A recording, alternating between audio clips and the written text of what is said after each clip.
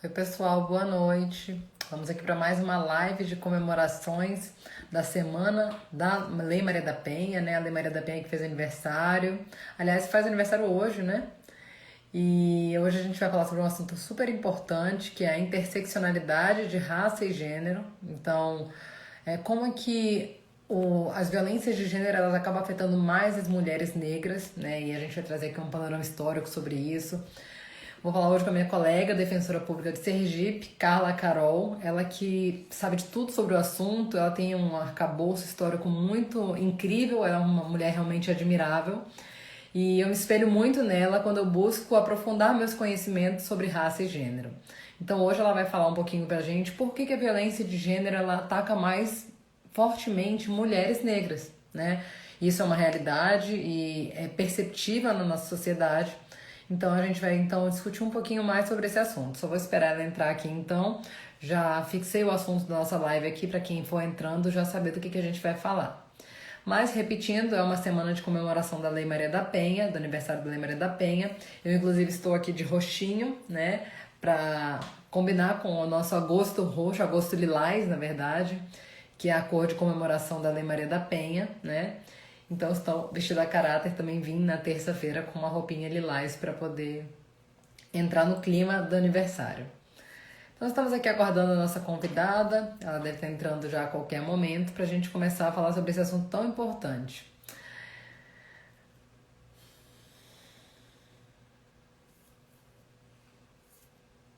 Carlinha, eu acho que ela já tá entrando. Ela acabou de mandar um oi aqui no WhatsApp avisando que tá entrando, então, na nossa live de hoje. O tema vai ser gênero e raça, tá, pessoal? A gente vai falar sobre os vieses racistas que alcançam a questão da violência de gênero, então, e por que ela é mais cruel para mulheres negras. Cadê você, mulher? Vamos lá que o povo tá aqui só pra te ver. Vamos ver, cadê ela?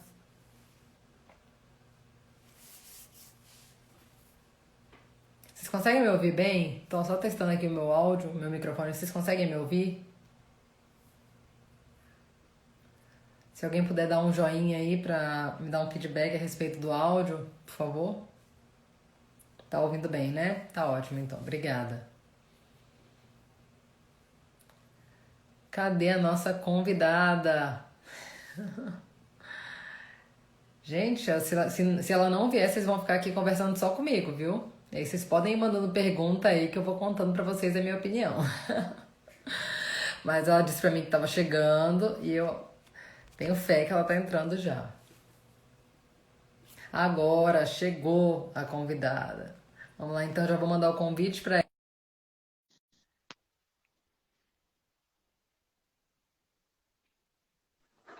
Oi, Carlinha. Ah, meu amor! Seja Boa bem-vinda noite. novamente. Eu achei que eu ia ficar falando sozinha aqui, que você me deixou aqui. Ó, eu falei, pessoal, ó, se ela não vier, eu vou ficar aqui conversando com vocês, que a gente combinou essa live de Oxe, hoje. de jeito nenhum. É porque eu tava ajeitando o celular aqui, que eu volto e meia esqueço de colocar no o não perturbe, né? E aí o povo me liga Ah, no meio da live, aí eu me atrapalhei um pouco aqui, mas nunca que eu ia faltar a esse encontro, quem já olha, viu. eu vou falar que até hoje eu nunca coloquei o não perturbe. Eu acho que eu tenho sorte, viu? Porque até hoje eu nunca coloquei o não perturbe e Não, nunca me já ligaram. eu parece que as pessoas adivinham que eu tô no meio da live. E aí minha mãe liga, já aconteceu umas duas vezes da minha mãe ligar no meio da live. E quando não, eu fico recebendo notificação direto, assim, sabe? E aí Aham. fica ela congela a tela, né? Quando recebe notificação, às vezes fica ruim. Mas boa noite, Então, cheguei. meu bem, já apresentei você aqui agora, falei que você é uma defensora pública do Sergipe, segunda vez que você está aqui com a gente nas defensoras, né? E Verdade, dessa vez é uma verdade. comemoração especial, é uma data muito importante, né? Na semana de aniversário da Lei Maria da Penha. E a gente não podia deixar de falar sobre essa questão da interseccionalidade entre raça e gênero. O quanto é importante a gente perceber que a violência de gênero ela é mais cruel para algumas mulheres do que para outras, que algumas mulheres têm realidades distintas, né? E eu não consegui pensar em um nome melhor para falar sobre isso do que você, porque eu sei que Ah, muito obrigada. eu admiro muito e eu me espelho muito em você nos meus estudos. Então, meu sonho, Ah, minha você sabe meta. que a admiração é recíproca, né? Assim, você é uma puta professora, cara. Um dia eu chego lá, entendeu? E eu fiquei tão emocionada com esse convite, de, ainda mais nessa semana emblemática, né? E esse mês emblemático, que é o Agosto Lilás, né? Que eu até engatei o cabelo, ó. Veio uma mulher com Ô, o cabelo linda! tratado. Botei meus cachos para jogo também, ó. Também tô aqui na minha.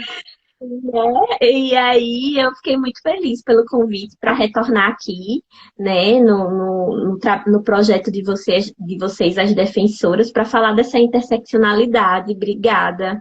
Estou super, super animada para debater sobre esse tema. Ah, legal, Carlinha.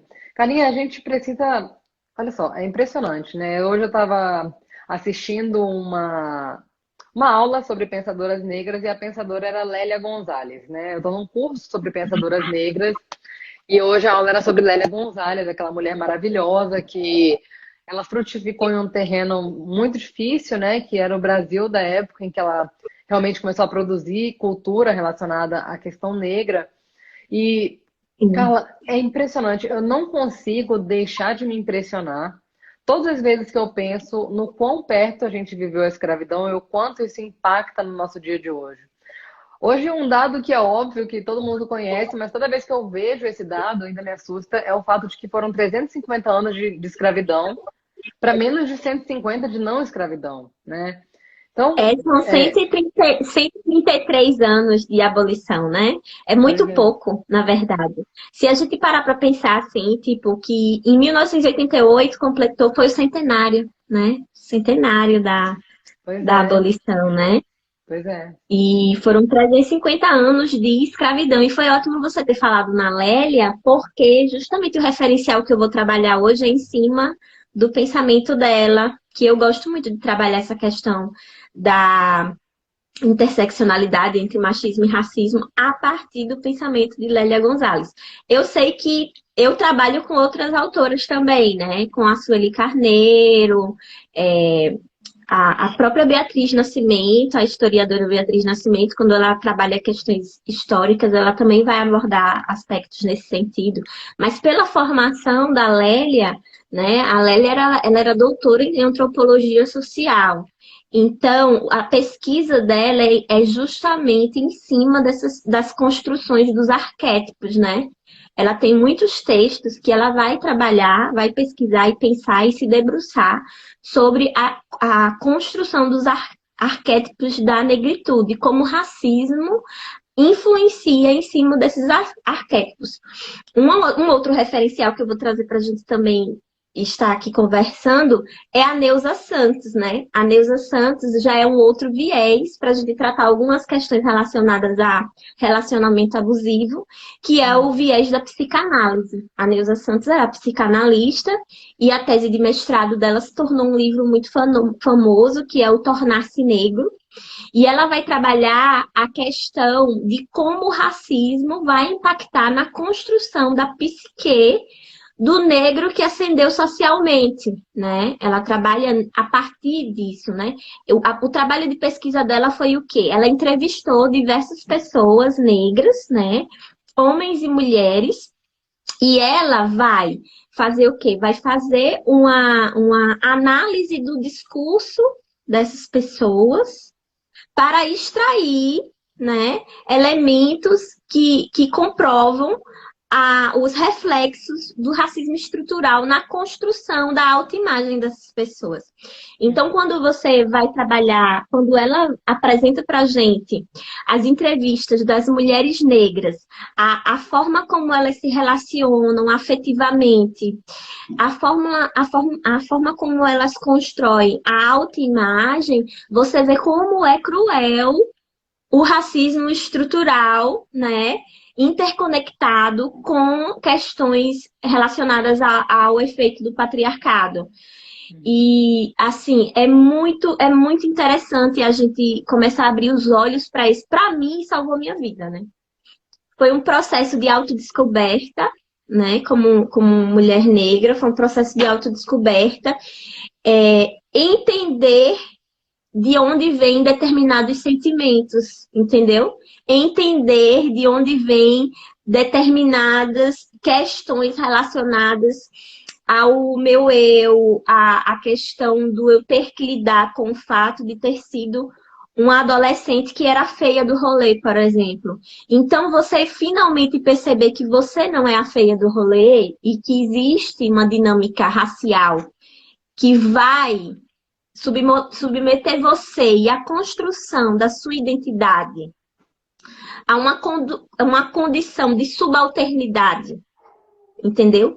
E de autoimagem desviante, à medida em que você busca compensar com outros comportamentos, né? Com o comportamento do aguentar certas situações, por exemplo, porque, tipo, aquela pessoa já está comigo, ela me aceitou, entendeu? E aí, se ela me deixar, ninguém mais vai me querer por conta dessas questões que se intrincam, se encontram. Quando você passa a entender todos esses processos que recaem sobre você, é libertador. É libertador, porque você acaba por se... essa palavra tá famosa, né? Por se empoderar, né? Por se empoderar. E você entende que você não precisa fazer parte dessa dinâmica. Entendeu? Que não é algo que está dentro do seu controle, né? É um jogo que você nunca vai ganhar, entendeu? Mas é um jogo do qual você não precisa fazer parte. E você pode aprender a jogar, né? Você pode aprender a jogar esse jogo. Isso que é importante. Você entender o seu papel.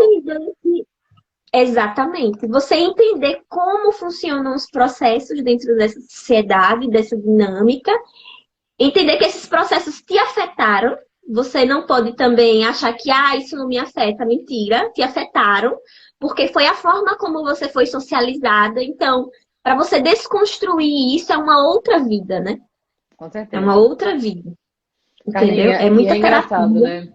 Você usou um estereótipo, né? Que é a feia do rolê. Porque a gente tem a ideia de que o que é belo é o branco, é o alvo, é o de olhos claros, é o cabelo dourado, né?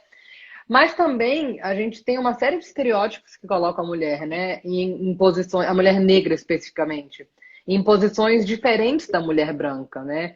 Aqui no Brasil a gente tem a tal da mulata tipo exportação, que a Patrícia Hill Collins utiliza a expressão da Jezebel. Então, ou você é a feia, ou você é a mulher que só serve para o sexo. Então, É a isso mulata. Mas a gera uma mulata, mas entenda. interiorização muito grande, né? É engraçado, porque a Lélia, ela trabalha o arquétipo da mulata tipo exportação muito bem. E a gente tem que entender que a mulata não é a mulher bonita. Entendeu? A mulata é a mulher sensual. Exatamente. Existe uma diferença. A mulata não é a mulher bonita. A mulata é a mulher gostosa. Tá entendendo? E isso é um abismo de diferença, Mai. É um abismo de diferença.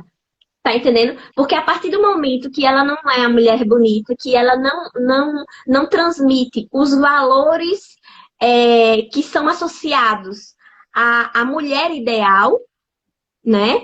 E isso e eu estou trabalhando dentro de uma estrutura do patriarcado, né? A estrutura do patriarcado, que tem uma pirâmide social imaginária, que ela é intrincada com questões relacionadas a gênero, raça e classe e capacitismo, né? Porque a gente também precisa incluir o capacitismo dentro dessas interseccionalidades. Ela vai ditar, né, de forma bem simplificada, que quem está no topo da pirâmide, um homem branco, e logo após, né, quem é a próxima na prateleira? A mulher branca. E quais são os valores que se idealizam nessa mulher branca? Primeiro, fragilidade. Segundo, virgindade, né? É a mulher recatada e do lar. Ela é uma mulher que ela é socializada para a vida privada, ela é socializada para ser prendada aí do lar, para servir a sua família e ao seu marido, para ser uma mulher que domina as questões relacionadas ao cumprimento dos deveres de cuidado, né? E ela é uma mulher alva, né? Ela é uma mulher branca, ela é uma mulher que não gosta de sexo, ela não procura o seu marido, ela é a mulher que é procurada. Você tem um homem negro, que também é uma figura hipersexualizada por conta do processo histórico e político da escravização, e você tem na base da pirâmide a mulher negra, né? E a mulher negra, quando ela surge nessa figura da mulata tipo exportação, que é trabalhada esse arquétipo, ela surge em contraposição a essa figura doméstica. Sim. A mulher negra, mulata tipo exportação, é a mulher alegre, é a mulher da rua, entendeu? Ela é a mulher da rua. Por isso que ela só existe em uma determinada época do ano, que é no carnaval, que é nas festas populares. Porque no resto do ano, ela é a doméstica. A Lélia trata disso. É a empregada doméstica, que é a mulher que trabalha fora da sua casa, cuidando do filho dos outros, cuidando da casa dos outros. A mulher que trabalha, a mulher que é explorada, né? Então, ela Que nunca vai é estar reclusa a essa esfera doméstica, essa esfera privada, né? que traçando um paralelo com a Patrícia Hill Collins seria a Mami, né? Seria a figura da Mami, aquela Exatamente. que presta, Exatamente. que é aquela tia Anastácia, né? Aquela negra que cuida da família dos outros, que é maravilhosa para os outros e que é tratada quase como se fosse da família, não é isso? E Isso, aí com certeza. e todos esses estereótipos eles colocam a mulher em uma situação de inferiorização, ou é uma situação de objetificação ou uma de real inferiorização, mesmo que a objetificação não deixa de ser uma inferiorização, né? E é engraçado, Carol, que essa pirâmide que você falou, ela é muito clara na sociedade, ela não traz reflexo só na questão da violência de gênero, mas em todos os aspectos da nossa sociedade, né? Eu não sei, provavelmente você Exatamente. sabe, mas as mulheres negras são as mais tributadas no nosso país, diante da forma de tributação que nós temos. Por quê? Porque elas estão ali representando a base da nossa pirâmide. Então, realmente, é muita carga, né? De inferiorização. Até porque a gente tem que pensar que 4 milhões de lares no Brasil são liderados por mulheres negras, né? E aí, quando a gente vai tratar do intrincamento, né, da questão patriarcal com a questão racial, e você vê nessa pirâmide o homem negro, né? E sobre ele vai recair as questões do racismo estrutural, o homem negro que busca a ascensão social e que é machista, porque um fator de opressão não exclui o outro, né? O homem negro racista que busca a ascensão social, ele busca casar-se com a mulher branca. Por quê? Porque a mulher, ela é objetificada. A mulher, ela, dentro de uma lógica tradicional patriarcal, ela é a extensão da universalidade de direitos do homem. Não à toa, a mulher, ao casar, ela recebe o patronímico de seu marido. E passa, então, a ser chamada de senhora, né? Você tem o senhorita para as mulheres solteiras e o senhora para as mulheres casadas. Ela é promovida, né? Ela é promovida e recebe o nome de seu marido, um nome de mulher casada. Aí a ascensão social da mulher vai se dar a partir do casamento, a partir da eleição, né? Porque você casar para uma sociedade tradicional patriarcal é a ideia de que alguém te escolheu, é a ideia de que alguém te elegeu como digna para o casamento, né? E É. para o homem é a ideia de que você tá crescendo na vida, né? Dizem assim, as únicas chances de você enriquecer é ao nascer, ao casar, né? Tem Verdade. um ditado que fala alguma coisa assim, né? Então, o homem, quando ele vai procurar uma mulher para casar, ele vai buscar esses valores da ideologia do embranquecimento, né? A mulher recatada, a mulher virgem, a mulher alva, a mulher que ela não é essa mulher lasciva, né?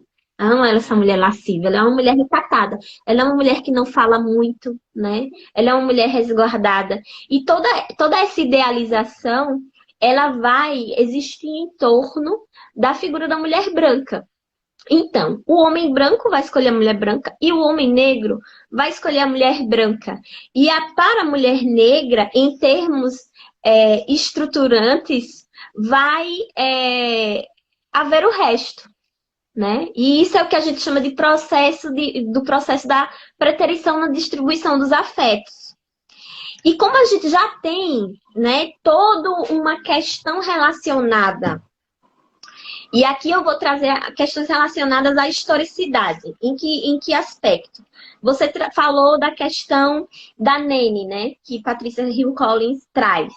A Lélia vai trabalhar esse arquétipo e ela chama de mãe preta. Né, de mãe preta. E aí, quando ela vai trabalhar a questão da mulher, né, da mãe preta, ela trata a introjeção nas mulheres negras a partir de um processo de escravização que é passado pela ancestralidade, né? A ideia de que a mulher, ela tem que doar a sua força moral para o seu homem, seus filhos e seus irmãos. Entendeu? Você vai ter, né, esses valores representados na figura da mucama. Quem é a mucama? A mucama, ela é responsável pelo bom andamento da casa grande. A mucama, ela é objeto sexual do senhor de engenho. A mucamba, ela é responsável pelo cuidado dos seus próprios filhos e responsável pela assistência aos seus companheiros e à sua comunidade. Ela ainda tinha que, após a sua jornada de trabalho na casa grande, cuidar dos trabalhadores que chegavam da lavoura na senzala. Entendeu? Dando apoio moral e assistência. Me diga hoje quantas mulheres periféricas passam o dia trabalhando como empregada doméstica ou como babás e que quando chegam em suas casas ainda precisam prestar essa assistência, né? A grande E quando a maioria. gente fala e quando a gente fala de racismo, o feminismo ele se ressente muito dessas questões de discussão racial dentro do feminismo, né? O feminismo liberal principalmente. Por quê? Porque é levar as mulheres brancas a refletir a exploração contra as mulheres negras. Porque a ascensão das mulheres brancas teve um preço. Sim. E o preço foi a exploração do trabalho da mulher negra no âmbito doméstico. Né? A mulher branca, para sair de casa para trabalhar, deixou seus filhos com mulheres negras. Né? E manteve elas na subalternidade. Né? Então, assim, os efeitos dessa dinâmica racial vão ser introjetados, né? Principalmente em razão de padrão de beleza, ideia, autoimagem subalterna, né? Questão de valor. Tudo isso vai ser introjetado no processo de socialização das mulheres negras. E são fatores que vão criar um terreno fértil para vulnerabilização dessas mulheres, de maneira que elas fiquem mais aptas, né, a um relacionamento abusivo. E engraçado, né? Engraçado não, né? Engraçado é uma expressão que não tem nada de engraçado nisso. Mas é curioso pensar que as mulheres elas foram excluídas de todas as lutas, né? Elas foram excluídas, as mulheres negras foram excluídas das lutas feministas e também das lutas negras, porque elas sempre estavam numa questão ali em que elas nunca estavam tão devotadas, porque se elas fossem feministas, elas não eram devotadas à causa antirracista. Se elas fossem antirracistas, então elas não estavam abandonando suas colegas mulheres, né?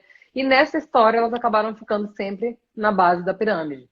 Então nunca sobra um espaço para a mulher negra, né? Impressionante isso. Não, é impressionante, a gente fica espremida, assim, né? Por isso que a gente está abrindo o nosso próprio espaço, né?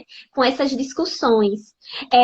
Eu trouxe esse filme porque é engraçado, né? Que quando a gente pega a estatística e a gente vê lá que as mulheres negras são as mais atingidas pela violência de gênero, né? E a gente se pergunta de onde vem isso, né? Né? Tem o fator interno da formação da autoimagem da psique dessa mulher, né, que precisa ser trabalhada, né? A gente precisa trabalhar essas questões de empoderamento por conta de toda essa historicidade que forma essa ideia de que ninguém a quer, tá entendendo? Porque, assim, a gente precisa entender a naturalização, né? Se a mulher, ela tem um arquétipo da mulata, desde menina, desde a da pré-adolescência dela, ela vai se relacionar amorosamente a partir desses parâmetros. Entendeu? Então, até para você enxergar que aquilo não é normal, é difícil. Porque você Verdade. sempre se relacionou a partir daqueles parâmetros. Entendeu? Do homem que fica com você e depois não liga pra você. Aí as suas amigas ficam dizendo assim, ninguém enxerga a questão racial, né? Aí fica dizendo, ah, amiga, você tem dedo podre pra homem, sabe? Você tem um dedo podre, entendeu? Assim, porque a gente, é difícil, a gente tem que estudar pra entender esses processos, né? E aí, só chega, tipo, parece que eles farejam, né? Parece que fareja, né? Então, assim, tem o processo interno da mulher, né? Da forma como ela foi socializada, né? Do que ela entende por carência, afeição, como é difícil você encontrar um relacionamento estável por conta dessa questão de distribuição dos afetos, né? Você encontrar uma pessoa que queira namorar com você já é um processo muito difícil para a mulher negra. Graças a Deus tem mudado isso, né? Por conta das discussões que tem, sim, inclusive, é uma discussão que é levantada, inclusive, dentro do movimento negro, né? Que Uhum. é engraçadamente chamada de palmitagem, né? Uhum. Palmitagem. Não sei se você já ouviu sobre isso, Já né? ouvi falar. Que o pessoal fala que as pessoas têm que ser afrocentradas, que precisam buscar se relacionar amorosamente com pessoas da sua etnia, né? Mulheres negras namorar homens negros e homens negros namorarem mulheres negras. E eu sempre brinco, né? Eu sempre brinco porque uma vez eu fui questionada sobre isso. Fui questionada, inclusive, assintosamente, né? Estava numa reunião, num curso, né? E aí, na hora do almoço, a colega do nada, elas discutindo lá sobre essas questões da distribuição dos afetos e sobre a necessidade de se afrocentrar, né? E, de repente, eu tô quieta no meu canto, ela vira para mim e pergunta, e você? Aí eu fiz, eu? Aí ela, e você? Você fica com homens brancos? Eu fiz, querida, olha, deixa eu dizer um negócio. Eu amo os homens negros. Eu amo os homens negros, mas os homens negros não me amam de volta. Então eu aceito o amor de onde vier, Tá sabe? certo. Então, assim, porque essa é uma discussão que eu estava até conversando com uma amiga minha, essa é uma discussão que é uma pauta acerca de masculinidades negras, entendeu? É, Masculinidades negras. é o Pelé, Ah, né? É o nós Pelé. Lembra da época do Pelé? Né? Pois é, o Pelé, exatamente. Pelé namorou a Xuxa, né? É o maior exemplo de todos. E o segundo fator é o externo, né? É o externo, é o de fora para dentro, né? Aham. Olha ele perturbando comigo, né? Não, É. amiga, né? Não. Beijo para você, viu? Cheiro. E o fator externo, né? A forma como essa sociedade masculina, né, se relaciona com essas mulheres negras. E aí, quais são os parâmetros? Você tem a questão da hipersexualização. E de onde vem isso? Vem de um processo de escravização, né? Em que mulheres negras eram tratadas como incubadoras, né? Como depositório de esperma para se produzir outras pessoas escravizadas, É. principalmente após o fim do tráfico negreiro, né? Quando se passou a ser contrabando, Uhum. o sequestro e a vinda, né? O sequestro no continente africano e a vinda para o Brasil, né? Dessas pessoas negras. Então, você passa a intensificar um processo de reprodução interna, né? E esse processo, ele tanto vai causar o efeito da hipersexualização do homem negro, quanto da hipersexualização da mulher negra. A ideia de que eles são lascivos, que eles transam o tempo todo, a Animalesco até, ideia né? que Animalesco. são selvagens, né? A ideia da mulata quente, da mulher quente, né? Uhum. E é engraçado porque, entenda, a questão da sensualidade, ela tem ainda intrincada pelo colorismo, né? Pelo colorismo. Porque tem uma frase interessante da Lélia, que ela diz assim, num texto dela, eu vou até dizer o nome do texto aqui que eu anotei para fazer a indicação. A Mulher Negra na Sociedade Brasileira. É um texto de Aham. Lélia. E aí ela fala bem assim, preta para trabalhar, mulata para transar e branca para casar. Eu já vi esse trecho Entendeu? dela. É isso mesmo. Então, assim, tem ainda o intrincamento do colorismo. Porque a retinta não tem chance. É. Tá entendendo? A retinta, nessa preterição dos afetos, não tem chance. Então, assim, quando você fala da hipersexualização, ainda Só para tem essa questão. esclarecer para os nossos ouvintes aqui que talvez não estejam familiarizados com o termo, retinto é a pessoa que é negra de pele bem escura mesmo, né? Bem escura, Bem escura. bem escura mesmo, É, só para quem né? não sabe. Alguns racistas dizem que é o moreno escuro, né? É, Adoro. É o moreno escuro, né? Ou isso. então, adoro alguns termos maravilhosos. Ou então, ele é negro, nego mesmo, que faz nego mesmo. Como se tivesse que demonstrar, né? É. Não, Então, é esse é o retinto. retinto. O retinto é o tom da pele de, como de Jamila Ribeiro, né? Retinta, né? Você Silvio tem Almeida. deixa eu ver, Silvio Almeida, retinto, né? Ainda tem essa questão do colorismo. Então, Sim. assim, você esse fator externo vai ter essa questão da hipersexualização do corpo da mulher negra, de maneira em que, na época da escravização, é, o senhor de escravo, ele tinha um direito institucionalizado, né? Que era o droit de seigneur, que eles chamavam, que é direito do senhor, de estuprar as mulheres negras. De estuprar as mulheres negras. Só que não chamavam de estupro porque ela era uma Era um direito, propriedade né? e eles chamavam, era um direito, e eles chamavam romanticamente por um nome, um termo em francês. Droit du Seigneur. Entendeu? É. Que é direito do senhor. E aí é Carlinha, olha maravilhoso. só.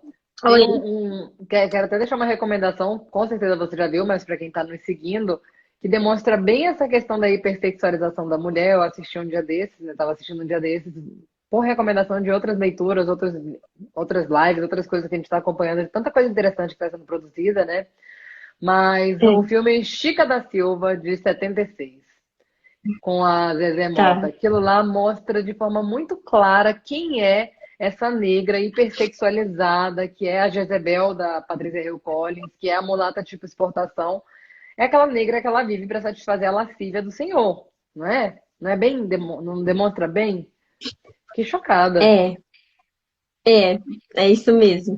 Tem no E assim, YouTube. é interessante, é, e assim, é interessante porque as pessoas não têm noção de como é que isso se dava, entendeu? O pessoal acha assim, estupro. Eu não sei como é que as pessoas elas começam a se socializar a partir de novelas da Globo, entendeu? E aí assiste esse negócio aí, Sim a Sim, a Moça, ou moça. essa novela que tá passando agora, que tá terminando, que é do tempo de Dom Pedro. Ah, tô por fora, E Carlinha. aí, eu também não sei, é tipo Mundo Novo, Novo Mundo, um negócio assim. A novela Uhum. das 6, que passa do tempo de Dom Pedro. E aí, de vez em quando, assim, eu tô parando pra jantar e ligo a televisão, aí vejo um trecho de diálogo, né? E aí você vê aqueles diálogos, assim, de tipo, gente branca dizendo, é um absurdo escravidão em 1823, sabe? Qual a 24. E chance, aí você né? fala assim, Qual a chance? 1824, tipo, vocês estão brincando. Estão É. deseducando o povo brasileiro, sabe? E aí eu fui procurar aqui para nossa live, para a gente ter uma noção de como é que isso funciona, essa questão do estupro institucionalizado, o direito do senhor. A Toni Morrison, né? A Toni Morrison, ela tem esse livro que é maravilhoso. Toni Morrison. Qual é o nome do Tá, livro? A Qual o Origem dos nome? Outros. Ah, tá. A Origem dos Outros. E tá fazendo aniversário de 1 ano do falecimento da Toni, né? E aí, por isso também eu trouxe fiz preferência por esse texto dela. E ela vai falar como é que se constrói esses arquétipos, né? Esse outro, que é o outro objeto do racismo, que é o não branco. No caso, ela trabalha na questão racial negra. E ela começa a narrar como é que isso se dá, e num texto dela, ela vai falar sobre esse direito do senhor. E lá nos Estados Unidos, encontraram um diário de um senhor de escravo. E o senhor de escravo, ele registrava tudo o que acontecia na vida dele, né? Tipo, fui na lavoura, vendi, sei lá, um gado, transei com a mulher, foi satisfatório, não foi satisfatório, sabe? E aí é muito nojento ler isso, entendeu? Porque Ah, imagino. ele dá detalhes, entendeu? Ele não tem uma reflexão crítica sobre o que ele está fazendo, não tem um remorso, não tem nada. É só o exercício de um direito, entendeu? É só o exercício de um direito, sabe? Então, assim, ela traz um trecho, e aí eu vou pedir só licença para ler, não é um trecho grande, só para a gente Pode ter ler. noção desse processo que é muito importante, né? Ele bota assim, ele bota assim, ó, velho, é muito, muito louco isso. Cerca de 2 da manhã, com moça negra, super chão, lá do norte da cama, na Saleta Leste. Desconhecido. Registro de 2 de junho de 1760. Limpei as máquinas, joguei fora os restos de madeira, tirei terra do açude e ele bota as siglas, né? CPM, cum L Mimber, em cima da cama, porque ele escreve em latim, né? Supmelecti, né? Em cima da cama. Então, isso aqui é parte do dia a dia, né? Isso tudo é parte do dia a dia. E isso, ela traz esse relato do Diário dos Estados Unidos, mas era assim aqui no Brasil também. E como a nossa abolição, infelizmente, ela foi conquistada com muita luta, mas que no processo legislativo o conservadorismo venceu, né? Tanto é que a Lei Áurea só tem 2 artigos, né? Está abolida a escravidão no Brasil, revoguem-se todas as disposições em contrário. Não é uma lei que busca discutir os efeitos de 350 anos de escravidão sobre São muitos. essas pessoas, né? Essas pessoas, exatamente. Então, esse é a forma como essa sociedade vai se relacionar com essa mulher a partir do patriarcado e desse lugar, né, de coisificação, de objetificação, ela é diferente como ela se relaciona com a mulher branca que está submetida a um patriarcado. Porque há uma ideia de fragilidade direcionada à mulher branca, né? E essa ideia de fragilidade não alcança a mulher negra. A mulher negra nunca foi vista como um ser frágil, né? A mulher Merecia ter negra grávida, proteção, né? É, que não merece proteção. exatamente, não merece proteção. A mulher negra frágil, grávida, né? Fragilizada por uma situação de gravidez, ela era submetida ao mesmo trabalho forçado que o homem negro nas lavouras. Inclusive, tem um objeto de tortura da época de escravidão que tem um buraco no meio, que era para as mulheres grávidas que não conseguiam atingir a meta da lavoura serem chicoteadas. Então, tinha aquele buraco no meio, por ela gestante, né? Ficava o encaixe da barriga, Nossa. entende? E essa historicidade, quando a gente começa a entender o processo, vai nos levar a quê? A uma situação hoje que mulheres negras são as maiores vítimas de violência obstétrica. A ideia de que mulheres negras aguentam mais dor, Verdade. entendeu? Então, esse é o processo externo. Então, quando eu digo assim, o assédio, muitas vezes, em relação à mulher negra, a violência do assédio sexual, ela é uma violência que ela tem especificidades entrecortadas, relacionadas com o patriarcalismo e com o racismo. Por quê? Porque o assédio do homem, eu tô falando assédio padrão, a gente sabe que tem situações fora da curva, né? Nós não estamos tratando aqui de individualidades, né? A gente está tratando aqui de relações estruturantes. Então, o assédio direcionado à mulher branca, o galanteio, muitas vezes não chega para a mulher negra. Verdade. Para a mulher negra já chega a importunação sexual. Nos Ela casos dos nem metrôs, né? Do metrô, do ônibus, a mulher negra sendo abordada. É verdade. a importunação sexual. Por quê? Porque não é entendido que o corpo dela é dela, entendeu? Por conta desse processo histórico, político, de objetificação desse corpo, que foi mais violento do que a objetificação do corpo da mulher branca. Então, quando a gente pensa em violência doméstica e a gente conjuga esses dois valores, esses dois aspectos externos, que é a socialização do homem, a construção, né, de como ele vai se relacionar com essa mulher negra, né, a partir desse lugar de distribuição dos afetos. A gente tem, por exemplo, situações em festa que o homem chega para você como se estivesse lhe fazendo um favor, porque ele quer ficar com você. Então, ele não chega para lhe propor nada, ele já chega querendo lhe agarrar. E se você não quiser, ele fica indignado.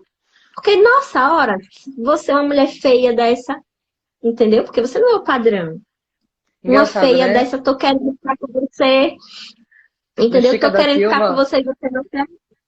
no Chica da Silva ele começa falando assim, o filho do senhor. Vem cá, sua neguinha feia. E aí, querendo, né, ter relações com ela. E ela fala assim, mas por que você quer ter relações comigo se eu sou feia? Então tem esse negócio, né? Ainda tem que subjugar. Não é só ele fazer o favor, como ele ainda tem que deixar claro que ela está numa posição de inferioridade e ele está numa posição de escolha, Exatamente. né? Então, Exatamente. isso reforça muito essa questão nas próprias mulheres negras. Então, as mulheres negras elas vão recebendo essa influência externa e vão cada vez mais se sentindo inferiores, né? E aí elas vão ficando mais suscetíveis à violência de gênero porque elas Exatamente. não se entendem em posição de argumentar, ou de reclamar, ou de escolher. Nós sabemos que um dos aspectos do relacionamento abusivo é muito gaslighting, né? Que processo é esse do gaslighting? O homem, ele num processo de violência psicológica, ele deslegitima o discurso da mulher, né? Ele deslegitima. Se você já tem uma construção da sua autoimagem, a partir de um lugar onde você é a mulher feia, e a partir de uma vivência onde você tem dificuldade de se relacionar afetivamente enquanto mulher negra, porque você é sexualizada, você não é para casar, você é para transar, e você finalmente consegue um homem que fez o favor de namorar com você, e esse homem é abusivo e começa a praticar gaslighting com você, dizendo: ninguém vai lhe querer se você me deixar. Ninguém vai lhe querer. Quem é que vai lhe querer? É. Quais são os efeitos dessa conjuntura, né? Quais são os efeitos dessa conjuntura? A mulher, ao não ter essa percepção desses processos que a influenciam, ela nem enxerga que se trata de um relacionamento abusivo, até está em vias do matar ou morrer, entendeu? Então, muitas vezes, hoje entregam muito aquela questão do... Por isso que a educação em direitos é tão importante, né? Para romper o ciclo de violência, né? Tem aquele violentômetro, né? Que tem o questionário, hoje também na delegacia, quando tem o questionário, ele já fez isso, já fez aquilo. E o violentômetro também é muito importante, porque É engraçado como algumas pessoas dizem assim, nossa, ele tratava ela assim, como é que ela continua com ele, não sei o quê. Gente, relacionamento abusivo é um negócio assim que às vezes quem tá, por conta da naturalização dessas relações, não percebe que está até ser tarde demais, Verdade.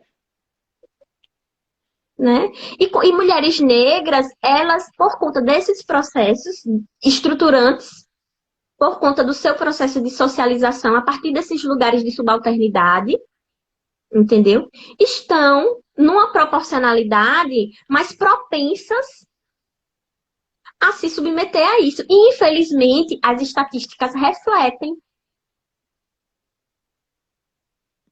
né? Refletem mesmo. E nós podemos falar muito sobre isso, né, Carlinha? Porque nós duas, enquanto defensoras públicas que atendemos casos de feminicídio, a gente consegue perceber claramente que as estatísticas refletem Exatamente. de forma muito evidente o quanto a mulher negra ela é muito mais vitimizada nos crimes de violência de gênero. Assim, é muito desproporcional, né?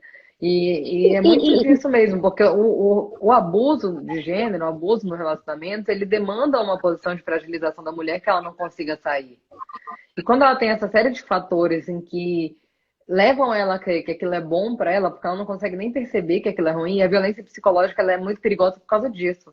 Porque a mulher não percebe que ela está vivendo a violência psicológica não, até acontecer a agressão física. Então ela acha que aquilo é normal, ela acha que um relacionamento bom é aquilo mesmo e que é amor, que ele faz aquilo porque ele ama ela, porque ele quer muito ela, porque ele tem medo de perdê-la. Então ela começa a naturalizar essas coisas e achar que ela merece somente aquilo e que aquilo é o bom para ela. Então realmente é muito, muito evidente como isso tem um impacto direto nas mulheres muito. negras.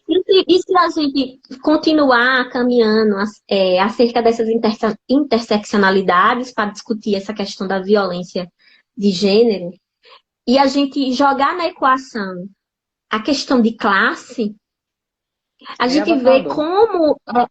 Tá entendendo? Por quê? Porque para você conseguir romper o ciclo de violência, primeiro, você tem que ter uma reconstrução de autoimagem, ou seja, tem que haver um empoderamento para desconstruir a estrutura, né, que se impôs sobre você e que lhe socializou dessa forma, né, que ela trabalhou a sua autoimagem de uma maneira distorcida, né?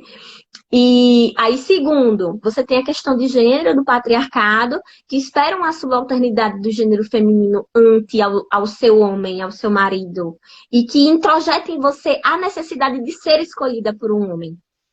A sociedade cobra de você o casamento, né? A família, o filho, há expectativas sociais sobre as mulheres como um todo, né? A mulher solitária, ela, por mais que tenha felicidade, autorrealizações, se ela não casou, ela é incompleta, né? Ela não foi promovida socialmente. E aí, se você joga a questão de classe, e você tem uma mulher periférica, tá entendendo? Onde parte da sua subsistência vem dos recursos daquele homem, seja porque ou ele é o provedor principal, ou seja porque ambos trabalham para prover aquele lar, e às vezes o cara é um vagabundo, nem trabalha, você é a provedora solitária, mas você tem filhos menores e para que você saia daquele relacionamento, você precisa de uma rede de apoio e você está dentro de um ambiente social, né? Um ambiente comunitário e periférico, sem grandes equipamentos, sem grandes recursos, e que você, para sair de casa, de um casamento, de um relacionamento com um filho, dois, três, para ir para casa da sua mãe, ou para casa de uma irmã, que também é periférica, e que também sofre o entrecortes dessas questões raciais, questões de gênero, que vai olhar para você e vai dizer assim, você tem que se resolver com seu marido. Não tenho como você ficar aqui dentro de minha casa com esse menino aqui, não. Né? Eu mal estou me sustentando. E aí a gente vê a importância da educação em direitos para um empoderamento dessas mulheres, mas também do investimento público, né, em criação de equipamentos para acolhimento dessas mulheres, né? Não vai ser o direito penal E aí é a raiva que dá, né? Porque a gente tá aqui celebrando a Maria da Penha e a gente sabe que a Maria da Penha não é uma lei penal, Sim. né? A Maria da Penha é uma lei muito moderna e ela tem várias normativas relacionadas ao acolhimento e ao fortalecimento dessas mulheres, para que elas possam romper a situação de violência de gênero, né? De violência doméstica. Uhum. E não há implementação desses equipamentos. Não há, Infelizmente, né? né? Infelizmente. Carlinha, a A gente Casa da conversou essa Mulher semana. mesmo. Terça-feira a gente conversou com uma mulher, uma atriz, que foi vítima de violência doméstica por parte do ex-companheiro dela, que era um ex-diplomata, né? Ele foi condenado, mas a gente trouxe ela aqui para falar sobre um instrumento muito legal que foi implementado lá, que já tem em alguns estados do Brasil, mas que ainda é muito, muito pouco utilizado, que é o tal do botão do pânico, né? O Botão do botão do pânico, pânico, é. ele é uma medida espetacular. Em alguns estados, ele tem até gravação ambiental. O Espírito Santo tem gravação ambiental do Uhum, ambiente que a mulher está, para que ela possa servir de prova, eventualmente, para um descumprimento de protetiva, para que fique registrado. é. Então, a gente tem que preocupar mais em medidas de proteção e menos em medidas de repressão. Porque a repressão ela não Exatamente. resolve, né? A repressão não resolve, não é o Não direito penal que vai resolve. resolver. É a Não resolve prevenção de jeito nenhum. e a prevenção, principalmente também focada nas masculinidades, né? As Nas masculinidades, elas são. masculinidades, exatamente. A discussão acerca de masculinidades é uma discussão praticamente rejeitada pelo É, Estado. é. Entendeu? Praticamente rejeitada. Isso é um absurdo, porque tu já deve ter tido essa experiência, do mesmo jeito que eu, que trabalho numa vara de violência doméstica, de homens que chegam para atendimento comigo e não entendem. Não entendem por que estão sendo processados. Então, eles começam a tangenciar, dizendo que não fez nada. Eu não Uhum. fiz nada, eu só dei um empurrão. Ou Ou então, então não fiz eu nada, a só gente tá xinguei. Só xinguei ela. ou então eu só xinguei. Ou então, assim, a gente tava discutindo normal, briga de casal. Exatamente. É uma Entendeu? É uma naturalização muito frase grande da clássica. violência. É uma frase clássica, porque é uma naturalização. Eles foram socializados dessa forma. Não há uma preocupação hoje. Cada vez mais está havendo leis para levar, tipo, a Maria da Penha para as escolas. Eu, quando trabalhei em Simão Dias, na, na...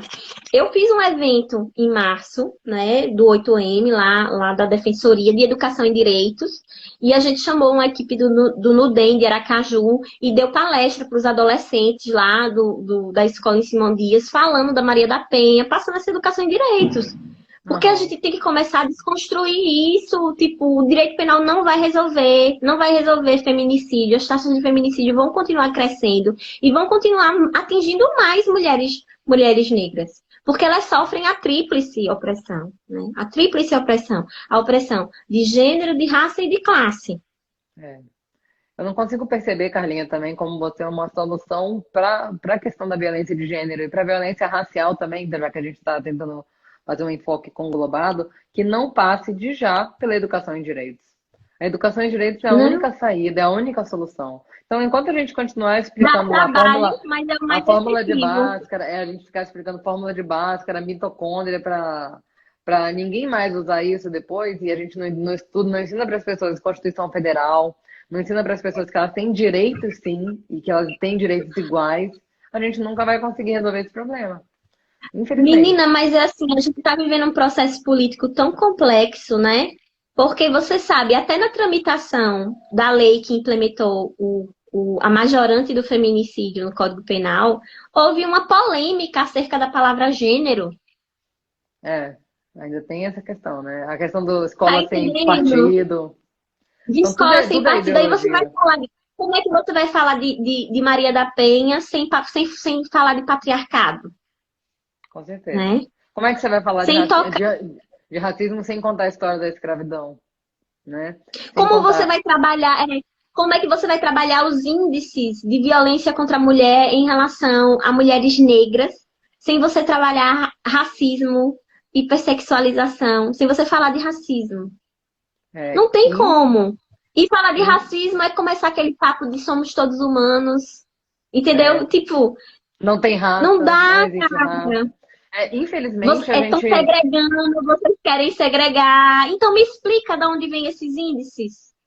Infelizmente, a gente tem uma escola que não está focada em educar. A gente aprende a história de acordo com a história dos vencedores, mas a gente não sabe a história dos vencidos, que ela é constitutiva da nossa sociedade. Menina, sabia que o Krenak, o Ayrton Krenak, uma vez eu estava assistindo uma palestra dele, que ele deu lá pro fundão, para o UFRJ. E ele falou uma coisa que me marcou muito. Ele disse assim que nós enviamos nossos filhos para as escolas não para serem educados, e sim para serem domesticados.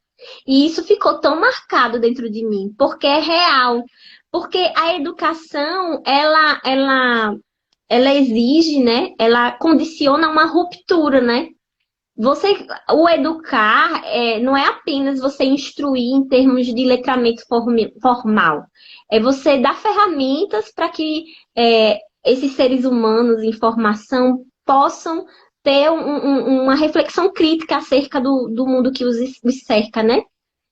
E, infelizmente, a escola e a família atualmente, ainda mais com o ressurgimento dessa onda conservadora, né, que está havendo não só no Ultraconservadora, Brasil, né? mas no mundo todo, você percebe que o que se busca é a domesticação. É um ambiente onde sejam reproduzidos todos esses paradigmas que estruturaram a sociedade e que não servem mais para a gente. E que não servem mais para a gente, porque perpetua a violência, perpetua a opressão, adoece as pessoas, porque isso causa depressão.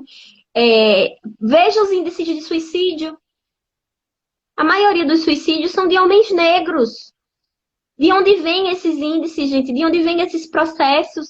Há uma relação entre o machismo e o racismo que faz esses índices, que adoece as pessoas. Feminicídio, as maiores vítimas de feminicídio são as mulheres negras. Por que as mulheres negras se submetem a um relacionamento violento, abusivo, até chegar a esse ponto? É, Porque elas não conseguem enxergar quais são os processos que regem isso. com certeza. Então, falar em conservadorismo é você manter estanque essas relações. É você não querer refletir criticamente acerca de tudo isso e se manter tudo como está, como se a gente vivesse num paraíso.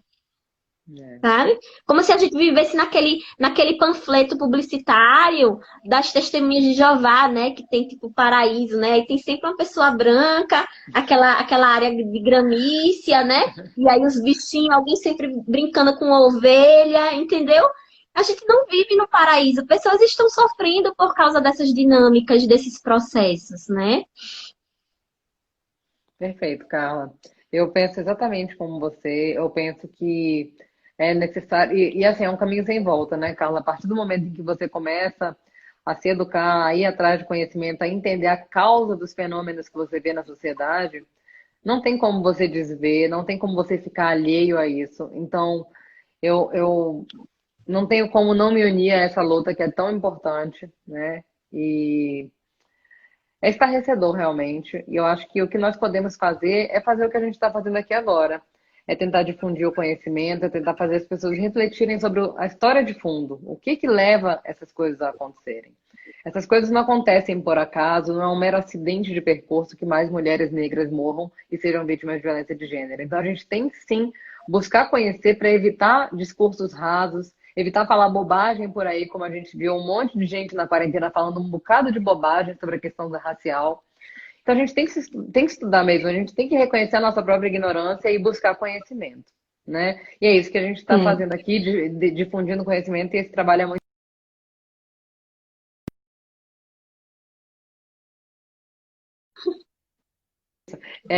Meu celular reclamou aqui. É importante, eu não abro mão dele. Então, Carla, a gente tá chegando agora no final da nossa fala, então eu vou deixar um minutinho final aqui para você passar sua mensagem e se despedir dos nossos ouvintes. A gente tem 50 segundos. Obrigada, amiga, pelo convite, viu? Estou sempre à disposição, você sabe disso. Vamos partir desse agosto lilás, né? Aniversário da Maria da Penha, dia 7 amanhã, né? Isso. E vamos refletir quais são os processos que regem essas relações entre homens e mulheres, para que a gente possa romper esse ciclo de violência, né? E para a gente reivindicar a aplicação integral da Lei Maria da Penha e não ficar focada apenas no artigo 5º, artigo 7º, artigo 42, que são os artigos que comunicam com os tipos do Código Penal. Eu espero que, assim, a minha fala tenha trazido curiosidade e, assim, estimulado as pessoas a continuar estudando sobre essas questões